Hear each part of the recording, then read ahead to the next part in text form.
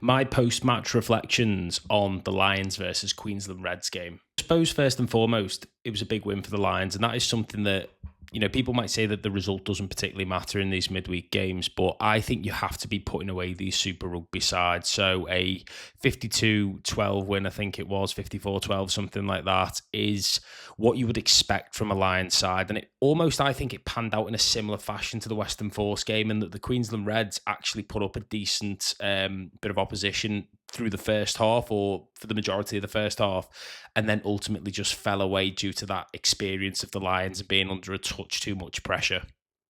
On the whole from the game, and I think this is probably the biggest positive to take away from the fixture, is I think there's more winners than losers from that Lions side. And I think the first person to point out was the person who was awarded man of the match, which was Jack Morgan.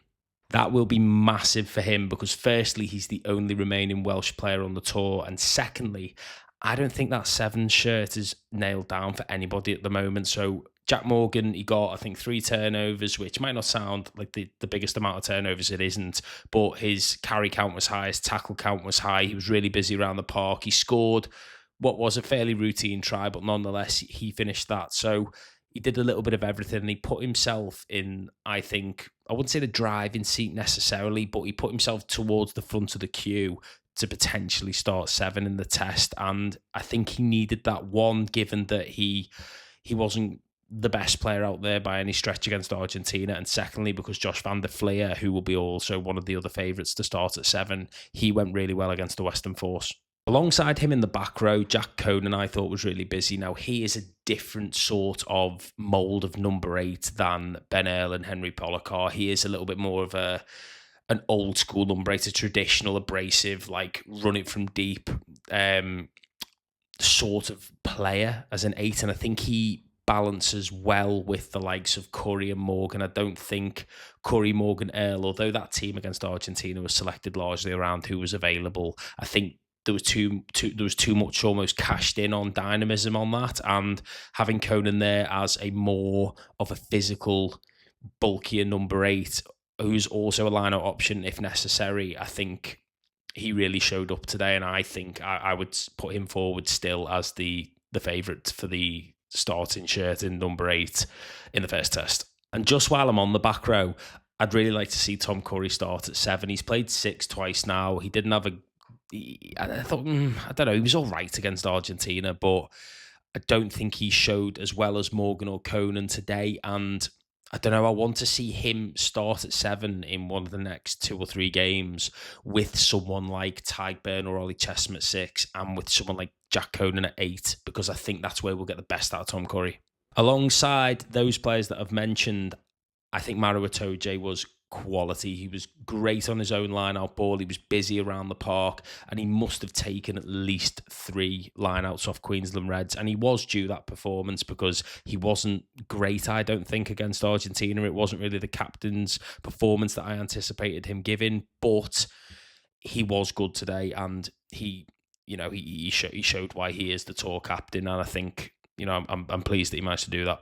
But there is one concern up front for me, and that is at the moment the scrum. The scrum was just a bit of a mess again. So I don't think any of the props put themselves right to the front of the queue necessarily. It was a bit of a mess, especially when the sub front row came on. I don't think also it really helps the way it's been refereed, because the game on Saturday, regardless of what happened at the scrum, it was almost just like play on. The scrum was wheeling everywhere. It was crabbing across. It was just play on, play on, play on. And then today, almost like anything was getting given. And there was one scrum in the second half where they bound together and they slightly crabbed, and then the penalty was given, and it just, or a free kick. It felt a little bit needless, and I don't think it's necessarily helping the Lions that they're not entirely sure how that scrum is going to be ref, but regardless of that, it definitely needs to be sorted out, because outside of Dan Sheehan, I can't see a clear favourite in any of the loose head or tight head shirts, sort of because of how the scrum is going.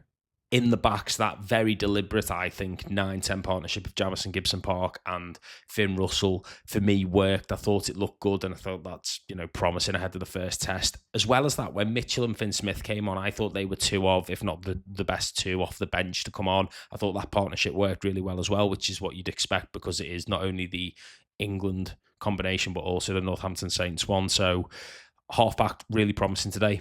And then at centre, like Aki Jones didn't really work. It didn't. I don't know. I just don't think it showed that well. Jones was relatively quiet, other than a try, and Aki, I don't know. I mean, he wasn't poor, but I wouldn't say he was one of the best out there. I think over the next couple of games, we're going to see the Irish combination and the Scottish combination, and I think that is what it will be in the test. If I was to have a guess now at who it's going to be, I just think Tui Pelotu is ahead of Aki at the moment, and I think that might push Jones ahead of Ringrose, but we will wait and see on that one. I also, just on the centres, I actually don't think Ben Earl did a bad job when he went there in the end. He looked all right. I thought it was rogue that he went there, and I know it was because of injury, really, because of Elliot Daly. But yeah, Ben Earl at centre. Who'd have thought? And the back three was a mixed bag, wasn't it? I mean, Tommy Freeman looked good. He is getting real close to being a shoo-in in that 14 shirt, I think. Elliot Daly did really well until he got injured. We'll see how serious that injury is for him. Keenan was ill. Blair Kinghorn isn't out there.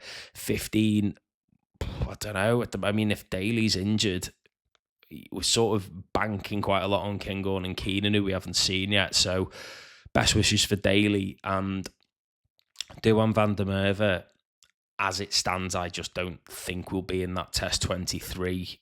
He wasn't that good against Argentina. I didn't think he was that good today. I mean, he is one of the best going in a straight line, isn't he? But at the moment, I struggle to see how he's going to start ahead of James Lowe. I wasn't blown away by his performance today.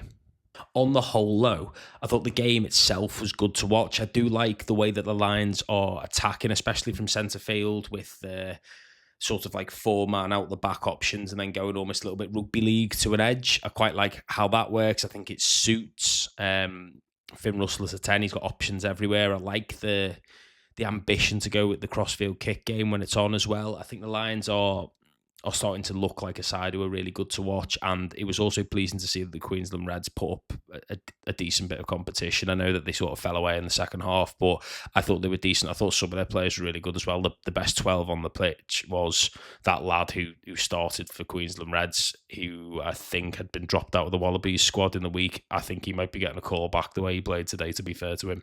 So the next game is Saturday morning, where the Lions are playing the Waratahs. We'll see some more rotation, no doubt.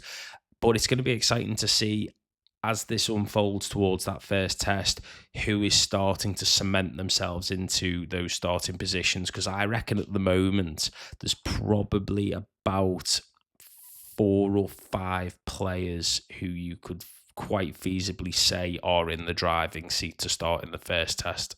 So let me know what you think of those reflections on the Lions versus Queensland Reds games. Drop a comment, say hi. This is obviously the second video that I've put up on YouTube, so it's going to be a little bit new to me. But when you put in the comments, let's have a little bit of discussion about how it's gone.